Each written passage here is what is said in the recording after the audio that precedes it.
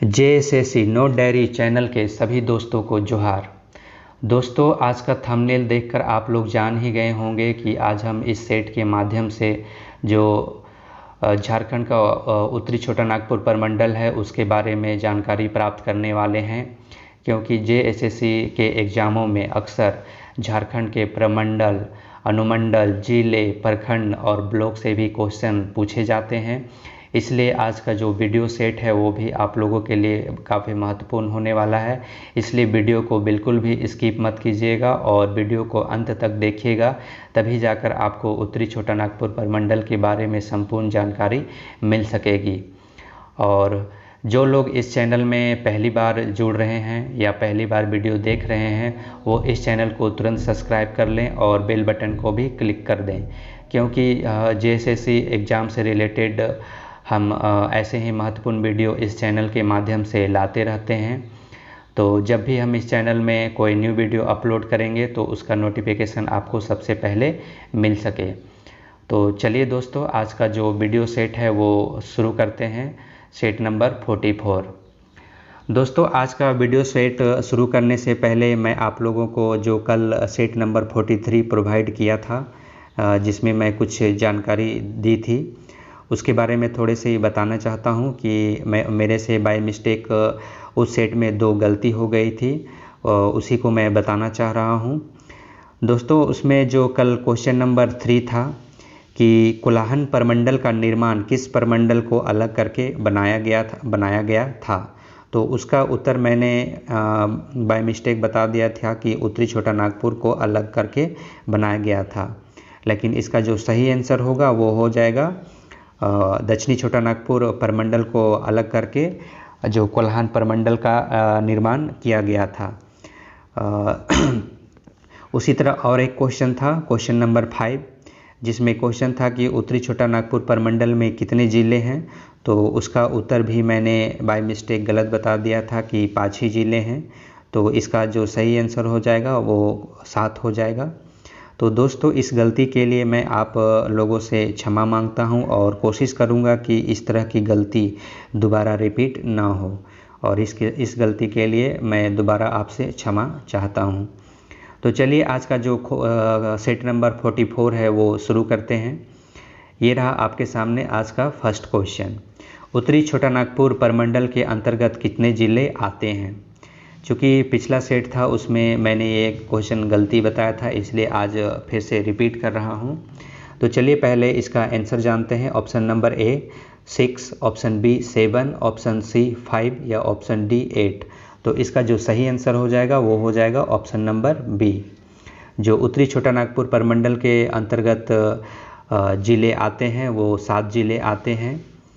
तो चलिए इसके बारे में भी थोड़ी सी जानकारी ले लेते हैं।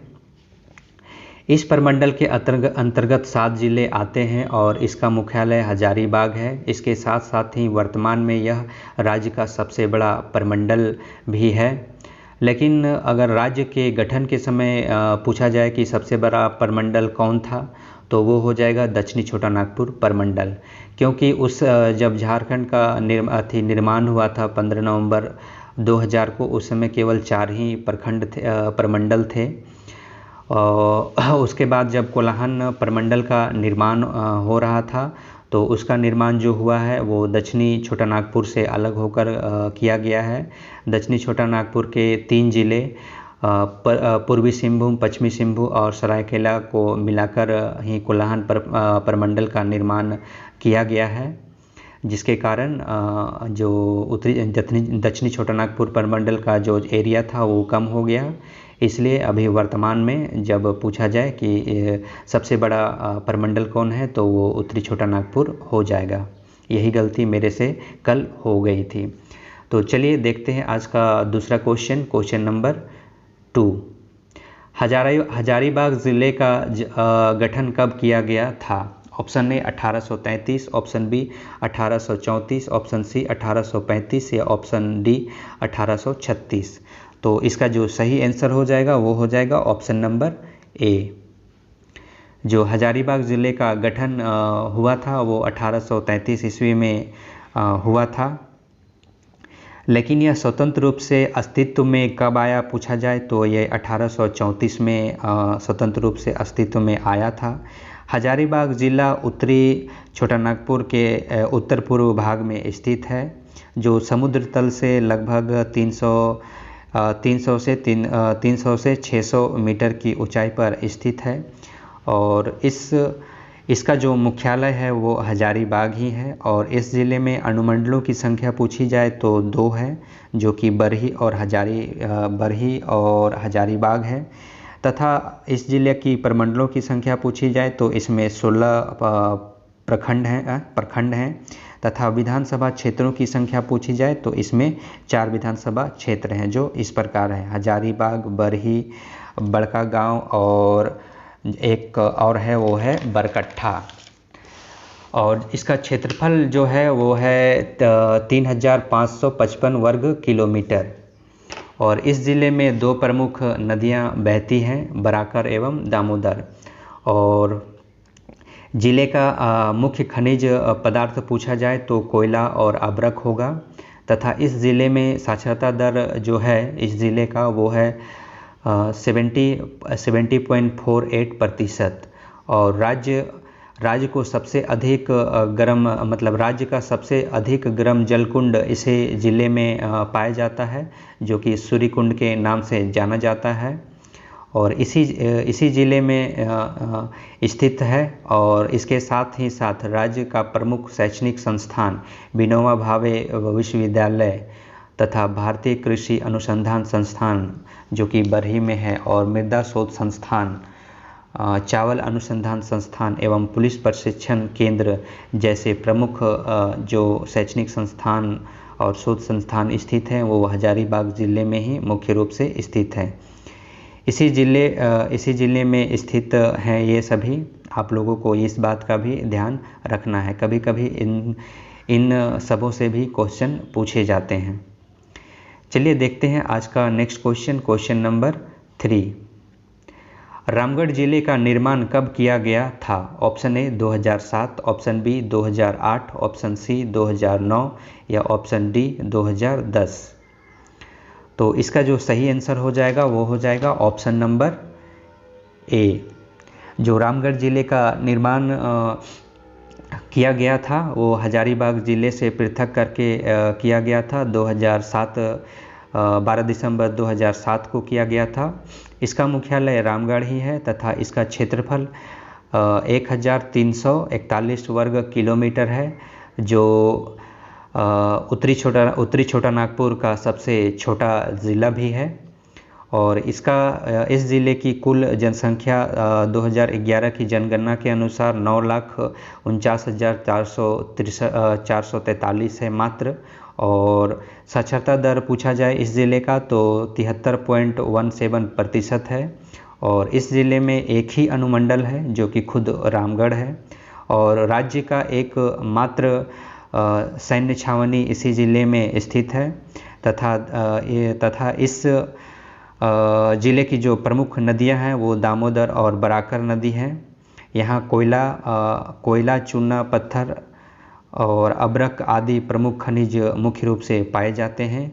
इस ज़िले में 6 प्रखंड हैं: रामगढ़, मांडू, पतरातू, गोला, चितरपुर और दुलमी।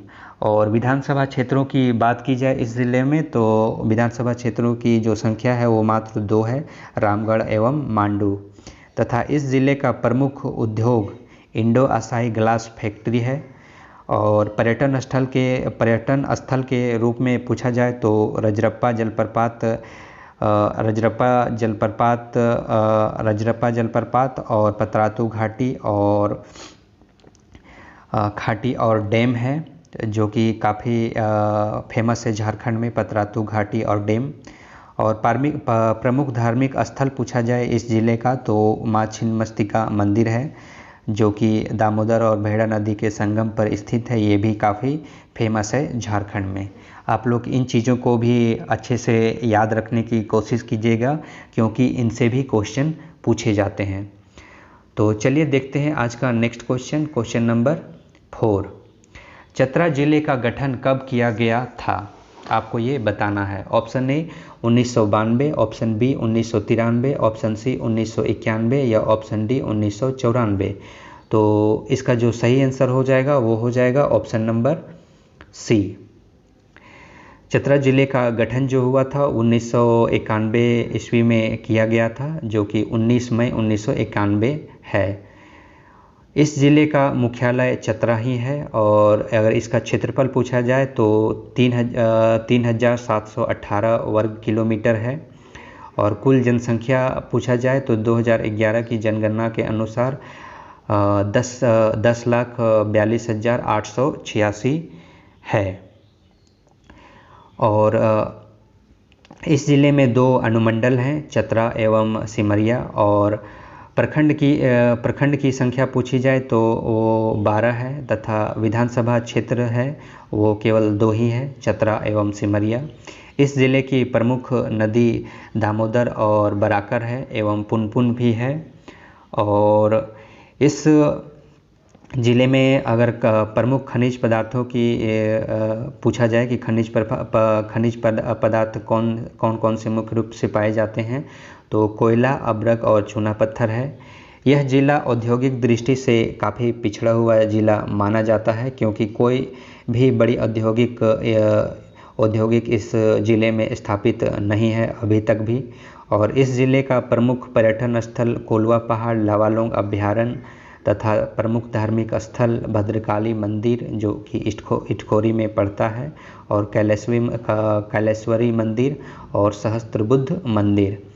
दोस्तों ये सब जो अभी बताया मैंने, इनके प्रमुख पर्यटन स्थल और जो प्रमुख धार्मिक स्थल है, इनसे भी अक्सर जेएसएससी के एग्ज़ामों में क्वेश्चन पूछे जाते हैं। इसलिए आप इन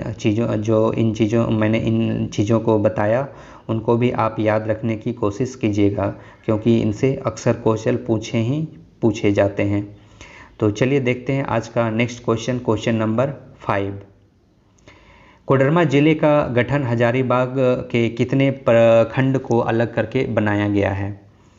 ऑप्शन ए 5 प्रखंड, ऑप्शन बी 10 प्रखंड, ऑप्शन सी 8 प्रखंड या ऑप्शन डी 9 प्रखंड। तो इसका जो सही आंसर हो जाएगा वो हो जाएगा आंसर नंबर 5। जो कोडरमा ज़िले का गठन हजारीबाग से जो अलग करके किया गया है, तो हजारीबाग के 5 प्रखंडों को अलग करके कोडरमा ज़िले का निर्माण किया गया है। तो चलिए इसके बारे में भी थोड़ी सी जानकारी डिटेल में लेते हैं। हजारीबाग से 5 प्रखंड को अलग करके 10 अप्रैल 1994 को कोडरमा ज़िले का गठन किया गया था। इसके पूर्व में गिरिडीह जिला इस जिले के पूर्व में गिरिडीह जिला, पश्चिम में गया जिला और उत्तर में नवादा जिला, और जो कि ये सभी बिहार में पड़ते हैं। और दक्षिण में पूछा जाए इस ज़िले का तो हजारीबाग ज़िला स्थित है और इसका क्षेत्रफल जो है वो 2540 वर्ग किलोमीटर है। कुल जनसंख्या पूछी जाए जो कि 2011 की जनगणना के अनुसार 7,16,259 है और इस ज़िले की साक्षरता दर है वो 66.84% है। और इस ज़िले में एक अनुमंडल है जो कि मात्र कोडरमा है और इस ज़िले में 6 प्रखंड हैं तथा इस ज़िले की प्रमुख जो नदियां हैं वो बराकर है, सकरी है और बरसोती है। और प्रमुख खनिज पदार्थों के बारे में पूछा जाए इस ज़िले में तो अब्रक, चूना और क्वार्ट्ज यहाँ काफ़ी संख्या में मिलते हैं, इसलिए इसे अब्रक राजधानी के रूप में भी जाना जाता है कोडरमा को। यहाँ प्रमुख जो पर्यटन स्थल हैं वो तिलैया डैम है और गौतम बुद्ध अभ्यारण्य है, जो कि इन दोनों से भी अक्सर जेएसएससी के एग्ज़ामों में क्वेश्चन पूछे जाते हैं। तो आप इस तिलैया डैम और गौतम बुद्ध अभ्यारण्य को याद करने की कोशिश कीजिएगा। और जो कोडरमा अभ्यारण्य है वो कोडरमा ज़िले में ही स्थित है और यह ज़िला न्यूनतम अनुसूचित जनजाति वाला ज़िला है। यहाँ जो अनुसूचित जनजातियों की जो संख्या है वो सबसे न्यूनतम है और ज़िला के अपेक्षा। तो चलिए देखते हैं आज का क्वेश्चन नंबर 6। गिरिडीह ज़िले में प्रखंडों की संख्या कितनी है? Option A 12, option B 13, option C 14 या ऑप्शन डी 15। तो इसका जो सही आंसर हो जाएगा वो हो जाएगा ऑप्शन नंबर बी। गिरिडीह ज़िले में जो प्रखंडों की संख्या है वो 13 है और इस ज़िले का गठन 6 दिसंबर 1972 ईस्वी को हुआ था। इसका कुल क्षेत्रफल पूछा जाए तो 4,962 वर्ग किलोमीटर है। इसकी जनसंख्या 2011 के अनुसार जो है 24,45,474 है तथा इस ज़िले का साक्षरता दर पूछा जाए तो 63.14% है और इस ज़िले में अनुमंडलों की संख्या है वो 4 है और विधानसभा क्षेत्रों की संख्या है वो 6 है और इस ज़िले की जो प्रमुख नदियां हैं वो दामोदर, बराकर, सकरी है और प्रमुख खनिज के बारे में पूछा जाए इस ज़िले में तो कोयला, अब्रक और क्वार्ट्ज काफ़ी मात्रा में इस ज़िले में मिलते हैं। प्रमुख उद्योग की बात की जाए इस ज़िले में तो Bharat mica industry private limited यहीं पर स्थित है और प्रमुख पर्यटक स्थल की बात की जाए जो पारसनाथ पहाड़ी है।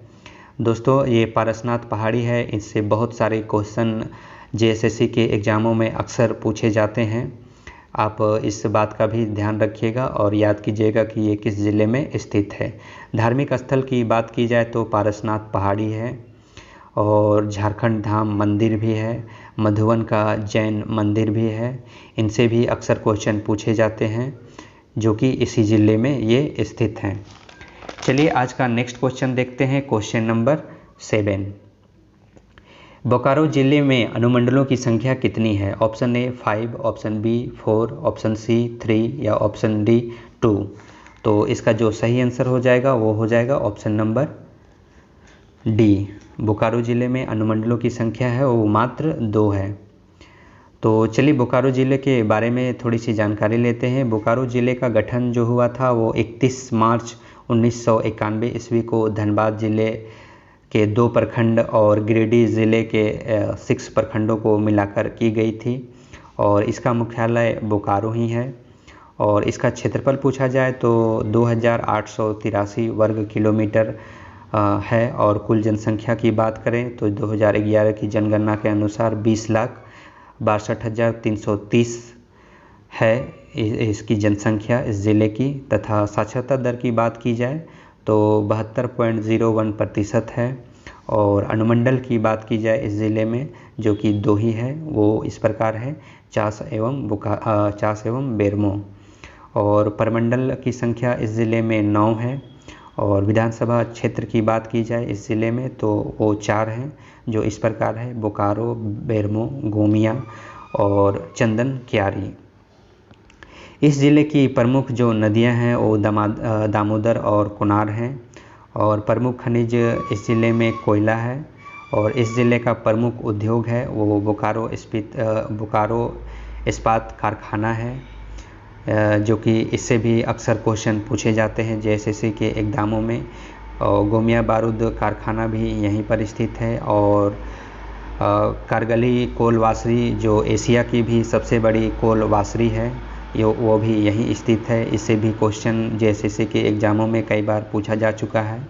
और प्रमुख पर्यटन स्थलों की बात करें तो Tenughat dam, Bokaro thermal power station और जवाहरलाल जैविक उद्यान और नेहरू पार्क और चंद्रपुरा पश्चिम बिहार इसी ज़िले में स्थित है। आप लोग इस बात का भी ध्यान रखिएगा।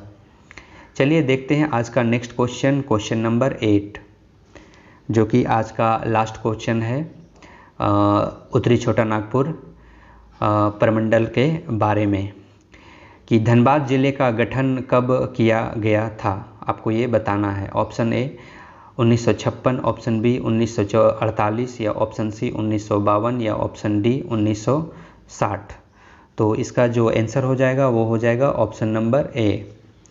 जो धनबाद ज़िले का गठन किया गया था वो 24 अक्टूबर 1956 ईस्वी में किया गया था इस ज़िले का गठन और ज़िले का जो क्षेत्रफल है वो 2040 वर्ग किलोमीटर है। कुल जनसंख्या पूछी जाए तो 2011 की जनगणना के अनुसार 26,84,487 है और ज़िले का साक्षरता दर है वो 74.52% है। और इस ज़िले में एक अनुमंडल है जो कि खुद धनबाद है और इस ज़िले में 11 प्रखंड हैं और इसका जो मुख्यालय है वो खुद धनबाद ही है। और विधानसभा क्षेत्र की संख्या पूछी जाए तो 6 है और इस ज़िले की जो प्रमुख नदियां हैं वो दामोदर है, बराकर है और गोबाई है। और प्रमुख खनिज पदार्थ पूछा जाए तो कोयला है, क्वार्ट्ज है, फेल्सपार है और फायर क्ले है और थोरियम है।